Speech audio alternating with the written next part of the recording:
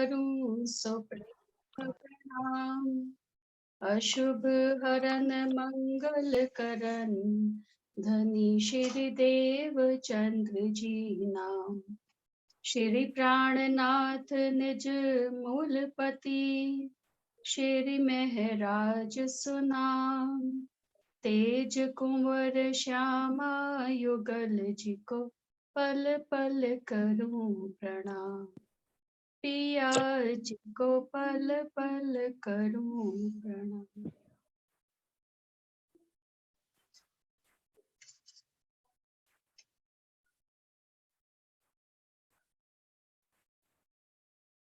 देवचंद जी की पाती में हम लोगों ने यहाँ तक पढ़ लिया था कि अगर हम अपने इस देह की दृष्टि से राज्य महाराज के स्वरूप की पहचान करेंगे तो हम उनकी पहचान नहीं कर सकते। अंतः दृष्टि से ही राज्य के स्वरूप की पहचान रूह को हो सकती है। पीछे से ही मैं रिपीट कर रही हूँ, पेज नंबर 9 से सेकंड पैराग्राफ से शुरू कर रही हूँ। हे मेहरबान जी, ए जाहरी देह जात की जो चरम दृष्ट है, सो जीव बुद्ध के नैनन को मोतिया बिंद और धुंधकार जानियो। पा करके बड़े बड़े ज्ञानी देखते आंधले होते हैं और जाहरी दृष्ट देख के अपने जन्म भर के फल को खोते हैं। और कलयुग विषय जो अवतार लिखो है, सो शूद्र के घर लिखो है। यहाँ तक पढ़ लिया था पिछली बार कि अब कलयुग में जो पूर्ण पारब्रह्म अक्षरातीत के अवतार हैं, वो शूद्र जाति में आएंगे। श्री कृष्ण के लिए कह रहे हैं कि शूद्र जाति में उन्होंने जन्म लिया था। और जो बड़े बड़े ज्ञानी हैं, बिना प्रेम के अगर वो पूर्ण पारब्रह्म अक्षरातीत की को पहचानना चाहेंगे तो प्रेम के बिना चाहे जितना भी ज्ञान हो वो उनकी पहचान नहीं कर सकते। आगे पढ़ू इंदु दीदी, कुछ कहना है? डॉली दीदी आपने कुछ कहना है? नहीं नहीं, सुन पढ़ो, आगे पढ़िए आप। तेन पूर्णानंद अवतार को शूद्र की दृष्ट देख के कौन लोक को जाएगा। अरे भाई, जो कोई कृष्ण या ने कलंकी जात देह की दृष्टि देखेगा, इनको दोजख भी ठौर न देगा। अरे भाई, अवतारन की तो बातें अलहदी हैं।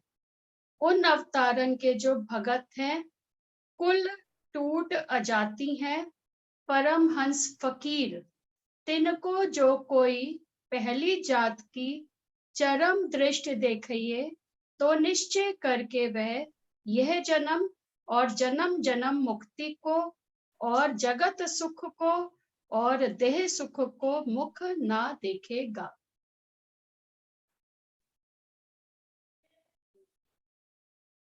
आगे वाली लाइन पढ़ो, कंप्लीट तब होएगी लाइन पूरी। यह श्री कृष्ण ने युधिष्ठिर के यज्ञ में कही है। लाखन ऋषि मुनि और 12 कोट ब्राह्मण के बीच में कहे। ऋषि मुनि हो हजारन तो शिवलिंग और सैकड़न सालाग्राम, और 12 कोट ब्राह्मण रोजो एक सुपच चांडाल भगत है। ये संपूर्ण उस एक के समतुल्य नहीं हो सकते हैं।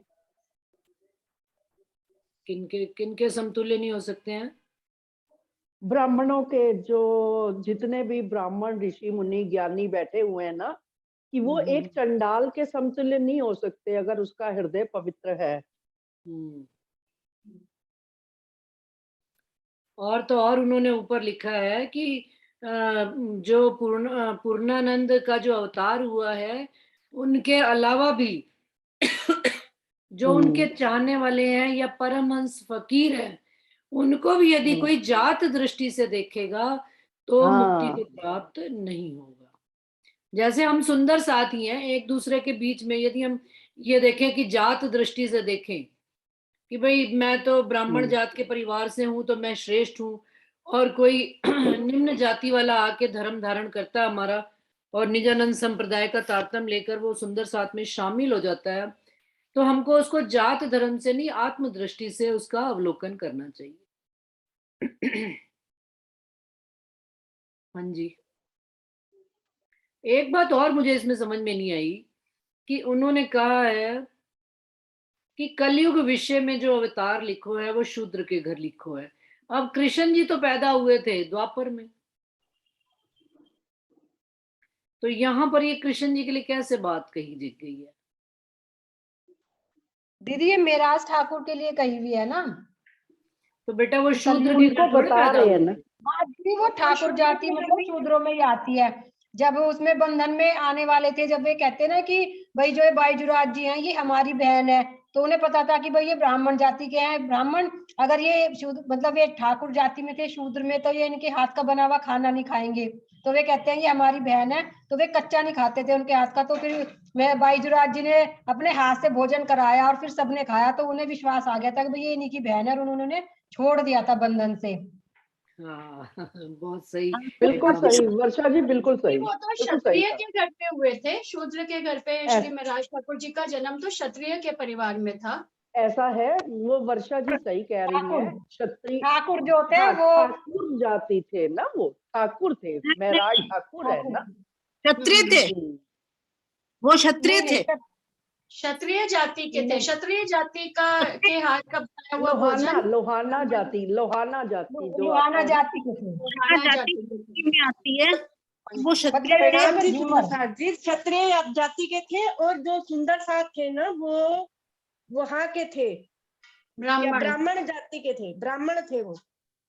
सुंदर साथ जी कहने का, नीलम दीदी और राधा और वर्षा सबकी बात एक ही है कि क्षत्रिय जाति के या ठाकुर जाति के या लोहाना जाति के थे वो, लेकिन ब्राह्मणों से तो मतलब निम्न वो कोटि में ही नीचे ही गिने माने जाते हैं जाते हैं, ना, ब्राह्मण तो हाँ। श्रेष्ठ माने जाते हैं, सबसे सबसे उत्तम ब्राह्मण जाति है। माने जाते तो हैं। सुंदर इसलिए साथ के ये चरणों में प्रणाम। प्रणाम जी। हाँ जी। शूद्र तो नहीं कहा जा सकता कि भाई उनको शूद्र जाति में थे, शूद्र हाँ, नहीं शूद्र थे। शूद्र नहीं थे। कलयुग के ब्राह्मण बीच में जो सॉरी, हाँ द्वापर जब बोलो दीदी, आप बोलो। कहते हैं ना चारों वर्ण में आए हैं पूर्ण परमात्मा, तो चारों वर्ण यही है, शूद्र क्षत्रिय वैश्य और ब्राह्मण। तो चारों वर्ण जो वो आते हैं, ये क्षत्रिय में आते थे। हाँ क्षत्रिय में तो आते थे, लेकिन उसमें जो वो हम लोग निकाल रहे हैं वो, ये हो सकता है यहाँ पर वैसे कृष्ण जी के लिए लिखी हो बात, लेकिन अगर कलयुग विषय में लिखा जाए तो फिर वो कृष्ण जी नहीं हो सकते, और यदि कलयुग विषय में महराज ठाकुर पे घटाते हैं बात तो वो क्षत्रिय जाति में थे। तो हमारा ये मतलब मानना मुझे लग रहा है कि भाई क्षत्रिय जाति, क्योंकि सबसे श्रेष्ठ जाति क्या है, ब्राह्मण जाति, फिर क्षत्रिय, फिर वैश्य, और फिर शूद्र। शूद्र। तो वैश्य जाति में मेरे ख्याल से सदगुरु देवचंद्र जी का जन्म हुआ था। जी, और वैश्य शूद्र में थे वो। जाति कृष्ण कृष्ण जी की कहलाई नहीं थी। वैश्य ये नहीं, ये वो श्री कृष्ण मोहम्मद का साहब देवचंद्र, की मोहम्मद साहब की देवचंद्र ऐसी दी जी, जाती। जो देवचंद्र जी थे वो मेहता, मत्तू मेहता है ना, तो वो एक व्यापारी थे, ब्राह्मण, ब्राह्मण ब्राह्मण जाति थे। वैश्य जाति के कहलाते हैं देवचंद जी, हमें तो ऐसे ही पता है। हाँ और वैश्य जाति। मोहम्मद साहब मोहम्मद साहब अब्दुल्ला पंडित के बेटे थे। कायस्थ, मुस्तफिद बिन। कायस्थ ब्राह्मण आता है ना, मोहम्मद साहब की नहीं, देवचंद्र जी की बात कर रही हूँ। कायस्थ ब्राह्मण आया है उनके लिए शब्द, कायस्थ ब्राह्मण, जो कल्लू में था। आप वैष्णव बीतक हो गया पढ़िए, ना, वैष्णव वो कायस्थ वैश्य ब्राह्मण थे। वैश्य जाति के हो गए ना। जाति के थे, और वो ब्राह्मण नहीं बाकी होते थे। पूरा इतना गहरा ज्ञान नहीं है मुझे भी कि वैश्य क्या है, शूद्र क्या है। तो मोटा मोटा जो मैंने बीतक के आधार पे बताया है कि उनके पिता जो थे मत्तू मेहता जी, कायस्थ ब्राह्मण लिखा हुआ है, मैंने ऐसा बीतक में पढ़ा। लेकिन कायस्थ जाति वाले ना डॉली दीदी वैश्य ही गिने जाते हैं, आज भी अपन वैसे देखते हैं ना। मैं वही कह रही हूँ कि मुझे हाँ, इतनी डीप नॉलेज नहीं है उसकी जातियों की। हमें भी कोई ज्यादा डीप नॉलेज नहीं है, लेकिन हमने तो सरकार श्री जी से जैसे ये सुनी हुई नीलम बात बस दोहरा रही बस है ना, बस बस वही वाली हाँ, बात। क्योंकि वो ना सिख धर्म से जैसे कंपैरिजन करते थे ना, तो कहते हैं गुरु नानक देव जी भी जो थे ना, उनके पिता का नाम था कालू मेहता, वो भी कायस्थ ब्राह्मण थे। और इधर निजानंद संप्रदाय का जो प्रारंभ किया देवचंद्र जी, मत्तू मेहता जी के पुत्र थे, वो भी कायस्थ ब्राह्मण थे।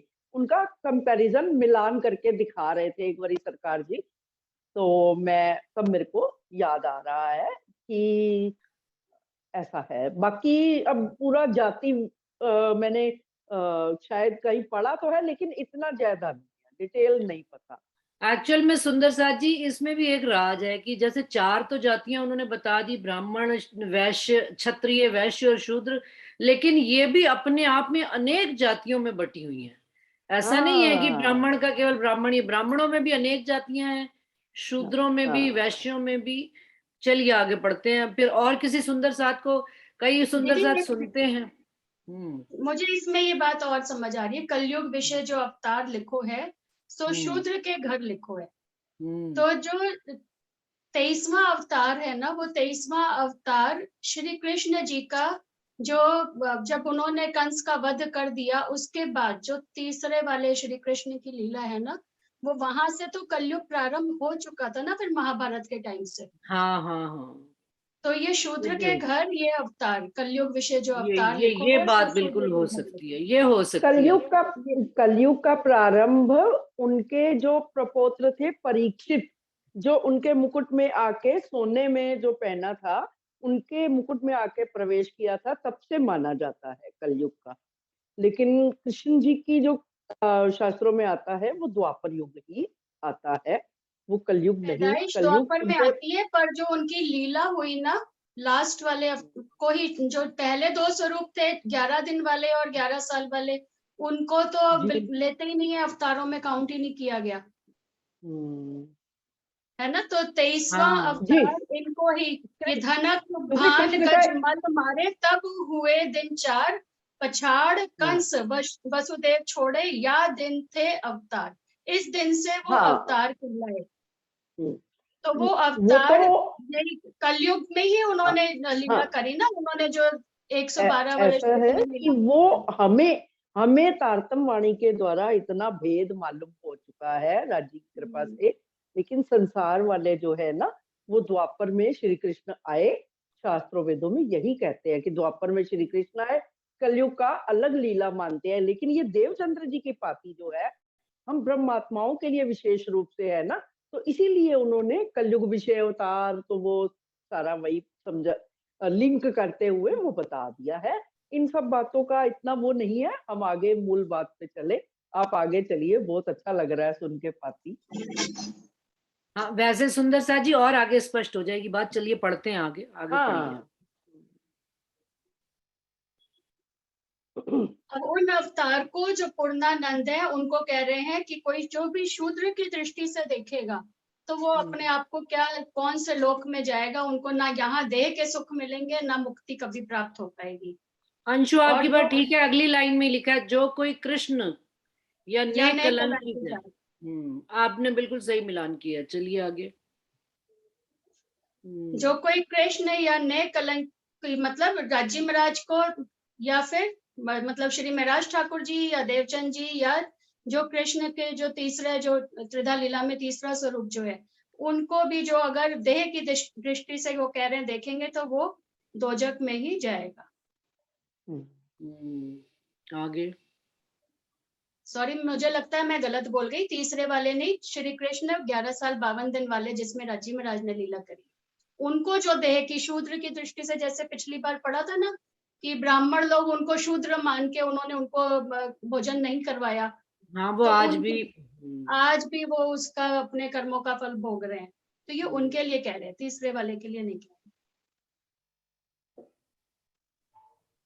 अब वो कह रहे हैं उन अवतारों की तो बात ही निराली है, पर उन अवतारों को जो मानने वाले उनके भगत हैं, जो उनकी राह पे चल रहे हैं, उन परमहंस को, उनको परमहंस कहा गया, ब्रह्म सृष्टि के लिए आ रहा है अब ये, कि उन परमहंस को जो फकीर उनको कहा जा रहा है, तिनको भी, उनको भी जो अगर चरम की दृष्टि से, मतलब यही जाति पाति से ही देखेंगे हम उनको, तो निश्चय करके ही हम अपनी जन्म जन्म की मुक्ति को खो देंगे। जो उनके चरणों में आने से हमको प्राप्त होनी थी, उसको अगर हमने उनको देह की दृष्टि से परमहंस को भी देख लिया, तब भी हमको मुक्ति नहीं मिल सकती।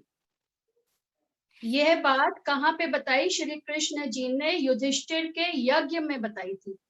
क्या बात बताई थी? कि अगर लाखों ऋषि मुनि हो, 12 कोटि ब्राह्मण के बीच में उन्होंने ये बात बताई कि हे ऋषि मुनि, अगर हजारों शिवलिंग रख ले, सैकड़ों सालिग्राम रख ले, और 12 कोटि ब्राह्मण भी उस एक चंडाल के बराबर नहीं हो सकते। करोड़ों ब्राह्मण, करोड़ों शिवलिंग और करोड़ों सालिग्राम, ये सब मिलाकर भी एक जो है चंडाल भगत के, चंडाल भगत किसको कह रहे हैं? जिसके दिल में तो हर वक्त प्रीत लगी हुई है अपने धनी से, लेकिन ऊपर से कोई दिखावेबाजी नहीं है, उनके ऊपर से, लेकिन नहीं है। ऊपर से वो कार्य जो है ना चंडाल का करता है, तो दुनिया उसको हाँ, चंडाल देखती है। हाँ, भाई उसके जो भी देह के कर्म है वो वैसे ही काम कर रहा है हाँ। जो उसको काम है उसका। नीच जाति में है तो वो उसी तरह का काम उसको मिलेगा, तो वो वैसा काम तो कर रहा है, लेकिन अंदर से दृष्टि हर पल पिया के में मगन ही है वो, तो वो इन ब्राह्मणों से भी श्रेष्ठ है। ये बात विराट के कोहड़ा में, कलश हिंदुस्तानी में भी ये बात राजी महाराज ने बताई है कि विप्र और चंडाल का भेद करके बताया है कि ब्राह्मण जो है, जो अपने उदर के कारण ही, पेट के कारण ही जो सिर्फ ब्राह्मण का भेष धारण करके बैठे हैं और ऊपर से ज्ञानियों वाली बातें कर रहे हैं, अंदर से तो कोई उनको तड़प है ही नहीं, कोई मिलन की चाहना है ही नहीं उनके दर्शन की, तो उनको, ऐसे लोगों को ब्राह्मण कहना खराब है। उनसे बेहतर तो चंडाल है जो हर वक्त उनके प्रीत में ही मस्त है। ये वाणी में भी राजी महाराज ने ये बात बताई है। चिरंतन वाणी की भी चौपाई है, चंडाल हृदय निर्मल केले सब भगवान। ये मैंने चौपाई लिखी थी, उसमें कलश हिंदुस्तानी में से, विप्र भेक बाहर दृष्टि, खट करम पाले वेद, श्याम खिन सुपने नहीं, जाने नहीं ब्रह्म भेद। ब्रह्म ये भेद। उनके सपने में भी कभी श्याम की बात, राज्य की बात कोई नहीं आ रही है, और वो क्या फिर ब्रह्म के भेद को जानेगा? तो उससे अच्छे तो वही है जो चंडाल का कर्म तो वो कर रहे हैं चंडाल वाला, लेकिन और उनके दिल में हर वक्त प्रीत लगी हुई है राज्य से, उन्हीं की मस्ती में मस्त है। प्रणाम जी सुंदर साथ जी। दीदी इसका मेरे मन में भी यही वाली बात आ रही थी। इसमें रेदास जी का है ना, वो चमड़े से का काम करते थे और रंग सेच किया करते थे कपड़ों पे, लेकिन हर समय उनकी चेतना ना ईश्वर में रहती थी। तो जब एक बार ना वहां से जब राजा गुजर रहे थे और एक रंग का छींटा उनके ऊपर पड़ गया था, तो उन्हें बहुत प्रताड़ित किया गया था, और राजा ने कहा कि ये मेरा सबसे अच्छा वस्त्र है और इसमें जो आपने दाग लगाया इसको छुटाना पड़ेगा आपको। तो जब रात को राजा वो वस्त्र उतार रहे थे, तो उनने महसूस किया कि उस एक दाग में से भी ईश्वर की इतनी सारी ध्वनि रम रही थी। तो उन्हें फिर दूसरे दिन पश्चाताप हुआ और वो गए, तो बोले मैं आपके कर्म को देख के आपके अंदर की चेतना को नहीं पहचान पाया था। उन्होंने साष्टांग उनको दंडवत प्रणाम किया था। तो यही राज्य दिखाते हैं कि हम मतलब हृदय से निर्मल होना चाहिए, तभी इस चीज में बताया है यहाँ पे अपनी पाती में, बाहरी दृष्टांत के तौर पे मैंने ये बताया। प्रणाम। मन चंगा तो कठौती में गंगा। प्रणाम जी। दीदी वो बीतक में भी आता है ना, बिहारी दास जी जो वो फराश थे यानी जमादार थे, वो भी तो चद्दर बिछाने की सेवा करते थे ना। स्वामी जी की चद्दर बिछाने की सेवा करते, वो भी चंडाल ही तो थे। और वो सेवा भी ये भी बताते थे सरकार हमको कि वो सेवा भी उनको इसीलिए दी गई थी चद्दर बिछाने की, कि आने वाले वक्त में सुंदर साथ के दिल में कहीं पर भी भेदभाव ना रहे, कि सब कोई सब तरह का काम कर सकते हैं। अंजू पिछली बार स्टोरी सुना रही थी, जो अष्टावक्र के बीच में मीटिंग एंड हो गई थी, स्टार्टिंग में याद नहीं रहा। अंजू आपको आगे कंटिन्यू करना, उसको कंप्लीट कर लो। नहीं करो, एक ही बात है अंशु, वो तो हो, आप समझा दो बस। बात पूरी नहीं हुई थी, क्लियर थी मेरे ख्याल से, नहीं? लास्ट का एंड नहीं, इसने मुझे बाद में बताई थी बात की इसकी एंडिंग ऐसे होनी चाहिए। चलिए अंजू, बाद में आप फिर दोबारा से एक बार पूरी कहानी सुना देना, अभी पहले लिंक में चलो जो पढ़ रहे हो, है चलो ना? ठीक है, फिर आगे हाँ। पढ़ते हैं। ये संपूर्ण उस एक के समतुल्य नहीं हो सकते हैं, और गीता विषय श्री कृष्ण ने अर्जुन प्रत कही है, हे अर्जुन, जो कदाचित भेष ही वैष्णव को धारण करे और धर्म कर्म वैष्णव के ना वर्ते, तो वह भेष वैष्णव 10 ब्राह्मण के तुल्य है। और जो भेष वैष्णव सहित धर्म कर्म के होवे, तो वह वैष्णव 100 ब्राह्मण के समान है। और जो कदी वह वैष्णवी भेषी और धर्म कर्मी ज्ञान के सहित होवे, तो वह वैष्णव मेरी देह के तुल्य है। और जो वैष्णव भेष और धर्म और ज्ञान और त्याग वैराग्य सहित होवे, तो ऐसे जो वैष्णव हैं सो मोको दुर्लभ है, और मैं वाक्य समान नहीं हूँ, बल्कि वाक्य चरण की जो रज में इच्छित है, और वाक्य चरण की जो रज है सो मोको पवित्र करत है। इतना पहले खुलासा कर ले। हाँ करो करो। आप बताओ इंदु दीदी। ब्राह्मणों की महिमा बता रहे हैं वो, कि ब्राह्मण जो केवल ब्राह्मण तन में ही पैदा हुआ है, कुछ भी वो कर्म नहीं करता है, तो भी वो वैष्णव कैसा है कि 10 ब्राह्मणों के तुल्य है। और जो भेष वैष्णव, शरीर तो उसका वैष्णव का है ही सही, धर्म कर्म का भी है, वो 100 ब्राह्मणों के समान है। और जिसमें वैष्णव धर्म कर्म और ज्ञान भी होवे, तो वो उन्होंने कह दिया कृष्ण जी ने मेरे देह के समान है। और जिसमें धर्म कर्म ज्ञान और साथ में त्याग और वैराग्य भी हो, तो उसको वो कहते हैं कि वो तो इस संसार में दुर्लभ है। और मैं भी वाक्य समान नहीं हूं। लेकिन आगे उन्होंने जो बात की, तो भी आगे पढ़िए आप सुंदर सा जी, पढ़िए आगे आप। और वाक्य चरण की जो रज है, और वाक्य चरण की जो रज है सो मोको पवित्र करत है। तो भी मेहरबान जी, ब्रह्मांड के धनी तो श्री मुख कर ऐसे कहत हैं, अब तुम्हारी तुम जानो।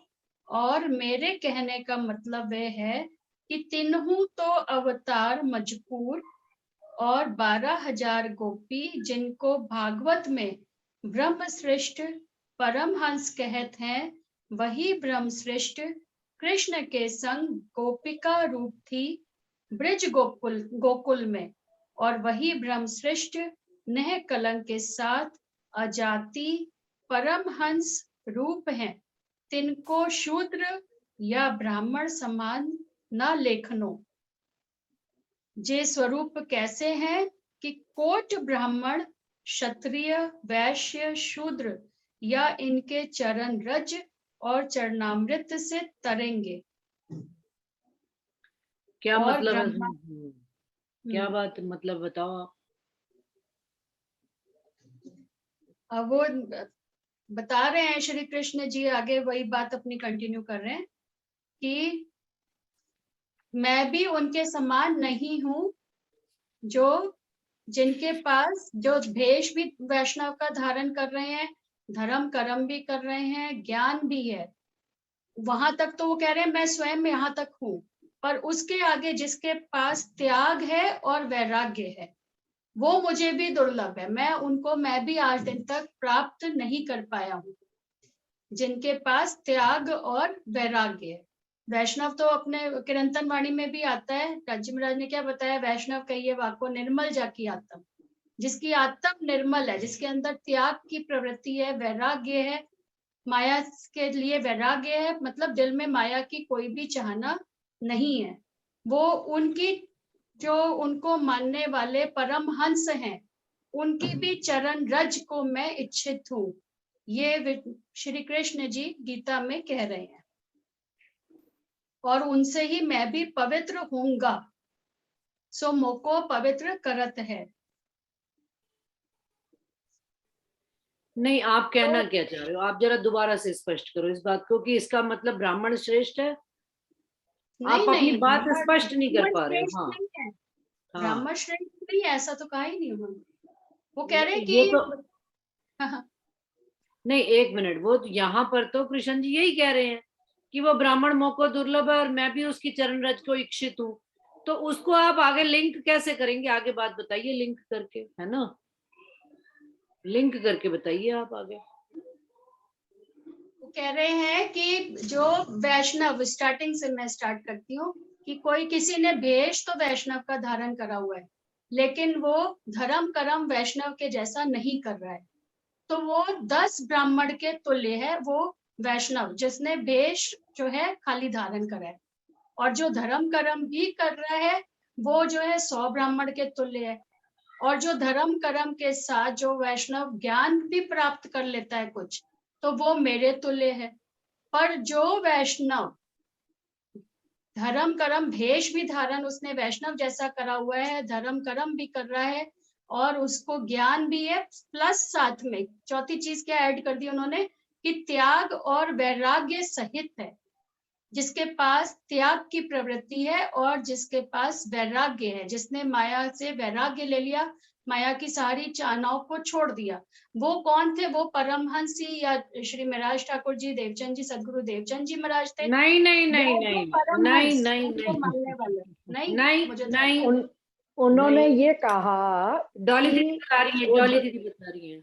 हाँ, कि मेरे को तो यही समझ आया अभी जो लाइनें पढ़ी, कि वो जो है वो कौन थी? वो गोपियां थी जो ब्रिज में हमारे मेरे साथ, जिन्होंने कृष्ण जी के साथ क्रीड़ा करी। अभी आपने ये पंक्तियां भी पढ़ी ना, कि हाँ, वो वो गोपियां थी। परमहंस वही है जिनकी हाँ, चरण रज वही की है। मैं भी इच्छा और करता अब हूँ, वो जो कह रहे हैं वो वही और परमहंस इस है हाँ, जो। वो हाँ, और बोलिए आप। इस कलयुग में वो परमहंसों के रूप में, ब्रह्म सृष्टियों के रूप में आई हैं। वो ही परमहंस है कि उन्हीं की चरण रज सारा ब्रह्मांड चाहता है।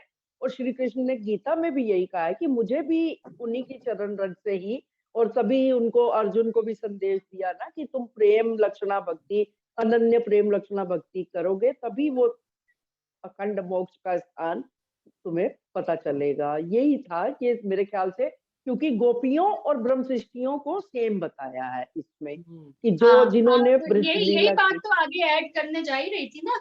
अभी तक वो तो हाँ जी, पहले तो उनकी चरण रज जो वैराग्य जो वो श्री महाराज ठाकुर जी के तन में आया, वो अब उनके भी जो हाँ फॉलोअर हैं उनको उन्होंने परमहंस कह दिया, और वही ब्रज हाँ में गोपियों के रूप में आए थे।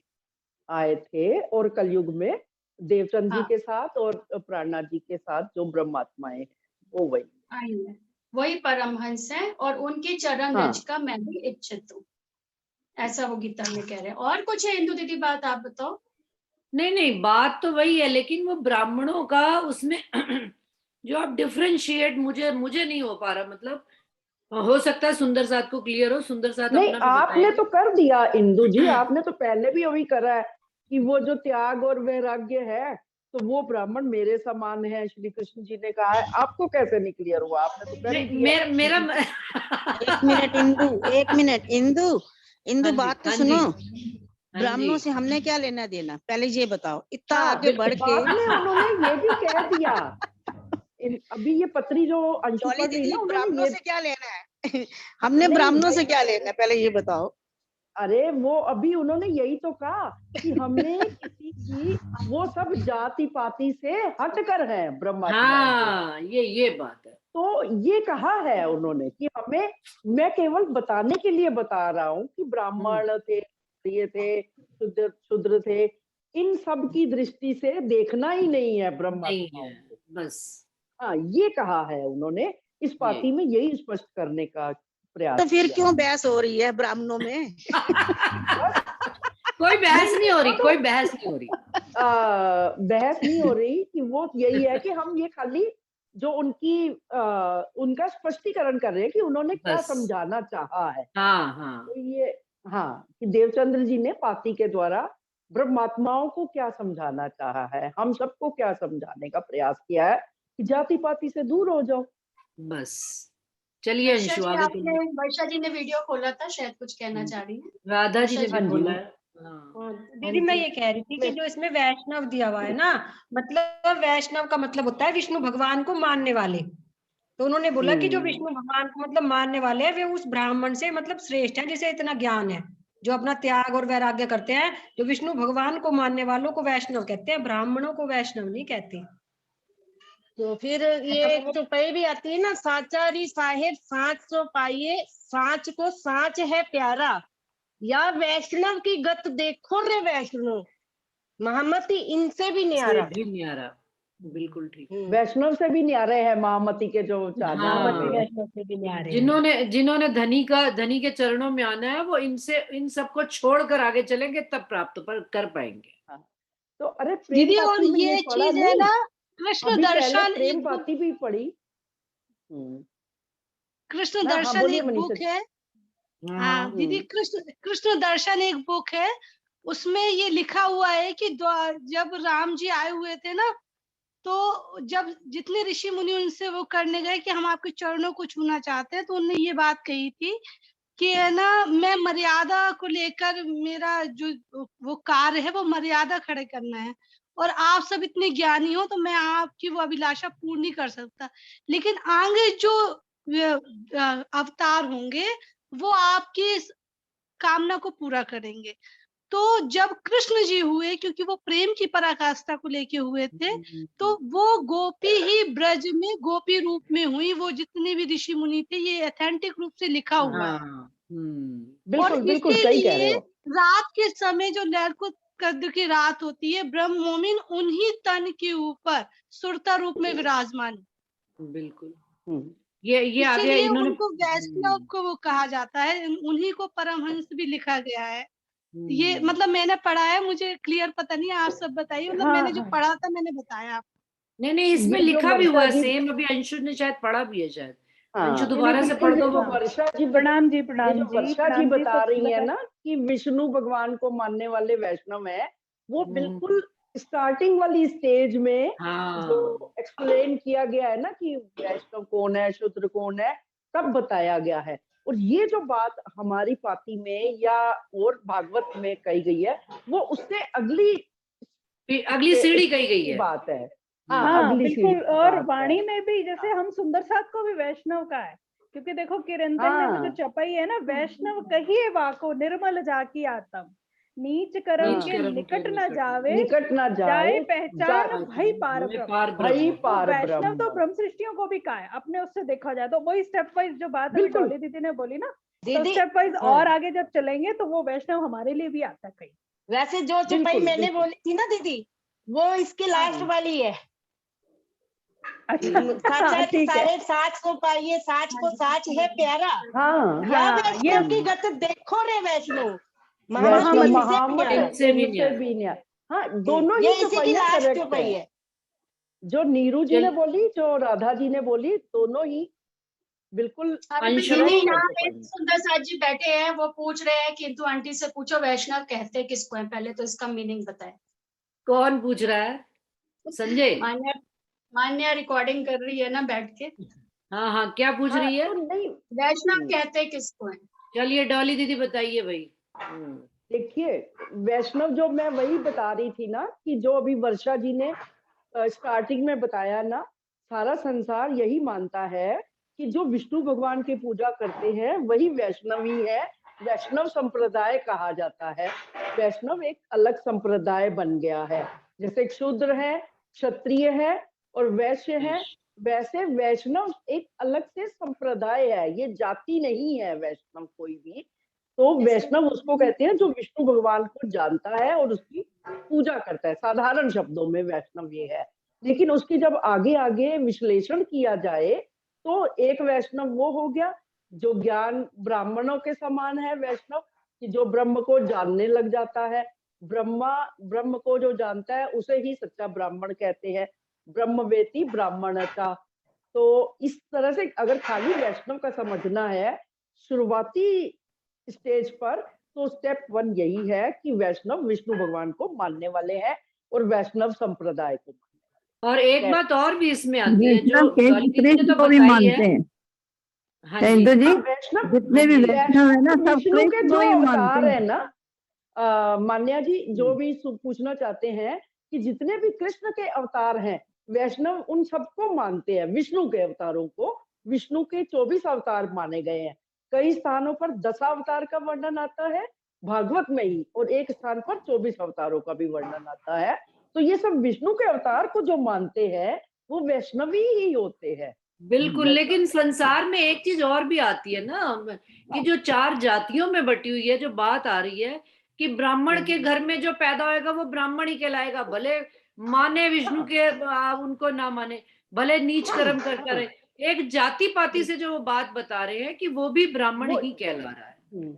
हाँ, है ना? लेकिन वैष्णव जो है वैष्णव भी जातियों से परे की बात है, परे की बात है। ये वैष्णव लोग जो है ना कृष्ण को ही मानते हैं, विष्णु हाँ जी, अवतार को। बिल्कुल बिल्कुल। हाँ, विष्णु भगवान के अवतारों को मानते हैं। लेकिन तो ये अब जो बात है वाणी में तो परमहंस दीदी है, वाणी में तो वैष्णव की अलग ही डेफिनेशन दे दी है ना राज्य ने। देखिए वो उन्होंने कही जाति निर्मल आत्म, हाँ ये तो एक उन्होंने नई डेफिनेशन खड़ी करके रखी ना हमारे सामने कि हमें पीछे का नहीं देखना, मनीषा जी एक वो ही बच्चे बात के लिए है, बताया जा रहा था। जिसकी आत्म निर्मल है वही वैष्णव है। बस असल तो ये पहचान यही है। सशक्त वाणी ने हमें दिया है। बिल्कुल। जहाँ पर लोग दुनिया तो भले महात्मा ही गांधी जी का जो भजन भगवान है जो बात आपने कही कि वैष्णव वाली, लेकिन दुनिया विष्णु भगवान को जानती कहाँ है? राम और कृष्ण के अवतारों में ही तो उलझ के रह गई है। विष्णु तक भी कौन अरे पहुंचा है? बात ये है मात्र 10 जने जो हमारी वाणी में आए आंटी हैं। हाँ, आंटी अपन विष्णु जी को थोड़ी ना मानते हैं। हाँ, ये जो मानवी प्रणामी से बात हो रही है वो मैं सिर्फ उसी को लिए बता रही थी कि जो विष्णु के अवतारों को मानते हैं उन्हें वैष्णव कहते हैं। हाँ, मानवी पूछिए कोई और प्रश्न। हाँ, मानवी पूछिए, कुछ बोल रही थी मानवी बेटा। आंटी अपन विष्णु हाँ जी। अवतार कृष्ण को थोड़ी ना मानते हैं, अपन तो कृष्ण जी में आई भी उन शक्तियों को मानते हैं ना जो राज्य